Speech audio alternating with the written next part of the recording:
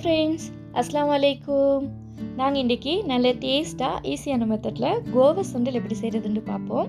எங்களோட ஊரில் இதுக்கு கோவா சுண்டல் தான் சொல்லுவாங்க. நீங்கள் இன்றைய தான் என் வீடியோ ஃபஸ்ட் டைம் பார்க்குறேன்னா சப்ஸ்கிரைப் பண்ணிட்டு சைடில் இருக்கிற பெல் ஐக்கானையும் ப்ரெஸ் பண்ணிடுங்க.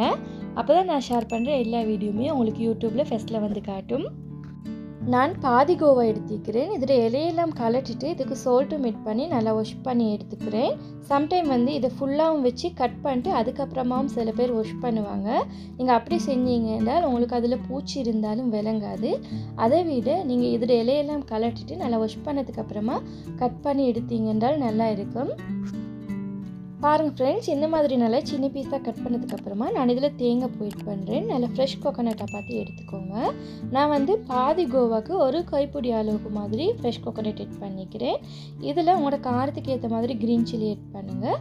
கொஞ்சமாக டொமரிக் பவுடரும் கொஞ்சமாக பெப்பர் பவுடரும் எட் பண்ணிவிட்டு தேவையான அளவு சோல்ட்டும் எட் பண்ணிட்டு இதை நல்லா இந்த மாதிரி மிக்ஸ் பண்ணி விட்டுக்கோங்க. இது பெப்பரோட காரத்தை விட க்ரீன் சில்லியோட காரம் தான் நல்லா கூட இருக்கணும். அப்போ தான் நல்லா டேஸ்ட்டாக இருக்கும். க்ரீன் சில்லிக்கு பதிலாக உங்களுக்கு மூட்டை குச்சி கட் பண்ணாலும் இன்னும் டேஸ்ட்டாக இருக்கும். இதில் கொஞ்சமாக மாசித்தூள் எட் பண்ணுங்கள். என்கிட்ட மாசித்தூள் இருக்கல, அதனால் நான் எட் பண்ணலை. மாசித்தூள் எட் பண்ணால் அதோட ஃப்ளேவருக்கும் இன்னும் கொஞ்சம் நல்லா டேஸ்ட் வரும். நாட்டு குச்சிக்காக்கு தான் எங்களோட ஊரில் மூட்டை குச்சிக்கான்னு சொல்லுவாங்க ஃப்ரெண்ட்ஸ்.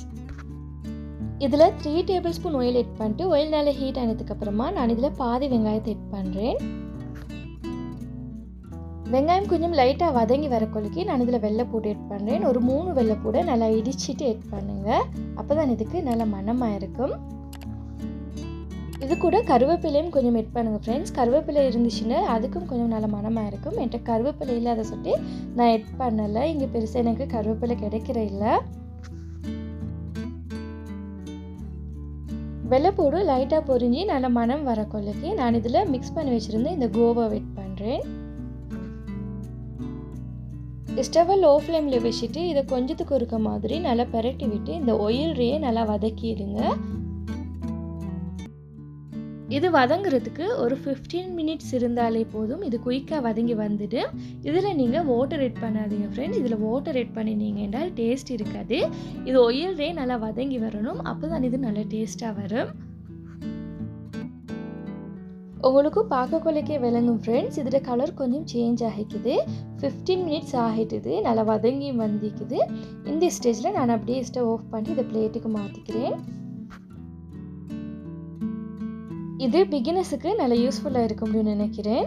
இந்த வீடியோ உங்களுக்கு பிடிச்சிருந்தேன் ப்ளீஸ் ஃப்ரெண்ட்ஸ் லைக் பண்ணுங்கள், ஷேர் பண்ணுங்கள், கமெண்ட் பண்ணுங்கள். மறக்காமல் சப்ஸ்கிரைப் பண்ணிட்டு சைடில் இருக்கிற பெல் ஐக்கானையும் ப்ரெஸ் பண்ணிவிடுங்க. தேங்க்ஸ் ஃபார் வாட்சிங்.